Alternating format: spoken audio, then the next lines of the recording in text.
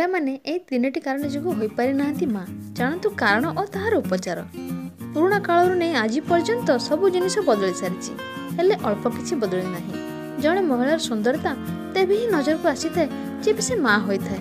किंतु किछि कारण जो महिला जदि माँ हो न पारे तेबे महिला को जीवन सारा निसंतान दुख भोगिबाक पड़े।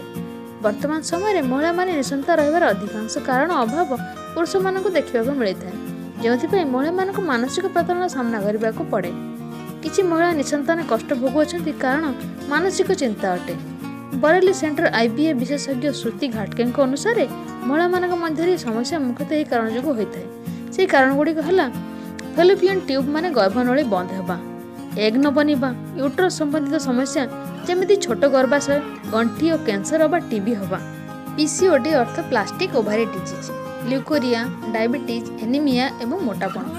यही समस्या पीड़ित महिला माने मानसिक चिंतार दूर रहा आवश्यक, निज ओजन रे कंट्रोल रखा आवश्यक, व्यायाम करने आवश्यक, जॉगिंग, जोग, नाच, एरोबिक्स, साइक्लिंग, स्विमिंग आदि करने आवश्यक। साथी रे खाद्यपेय फल, सबुज पनीपरिया, विटामिन बी युक्त आहार, खाद्य ओमेगा 3 फैटी एसिड भरपूर मात्रा खाଇବା आवश्यक।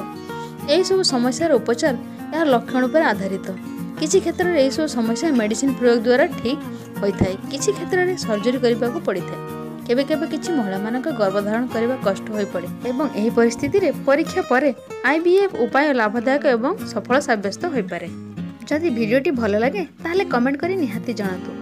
वीडियोटी को लाइक और शेयर करने को जमार भूलंतु नहीं। आशा करुछि मोर वीडियोटी आपण मानक भल लागिबो। जदि मोर वीडियोटी आपण मानक भल लगे ताहले तळे थिबा सब्सक्राइब बटन उपरे क्लिक करी आम चैनल को सब्सक्राइब करनियंतु और पाखरे थिबा बेल आइकन को क्लिक करनियंतु। एहा द्वारा आमे जो नूतन वीडियो अपलोड करिवु आपण तार नोटिफिकेशन सर्वप्रथमे पाई परिबे एवं एहिपरि स्वास्थ्य संबंधित सुंदर सुंदर वीडियो आम चैनल देखिबा को पाइबे।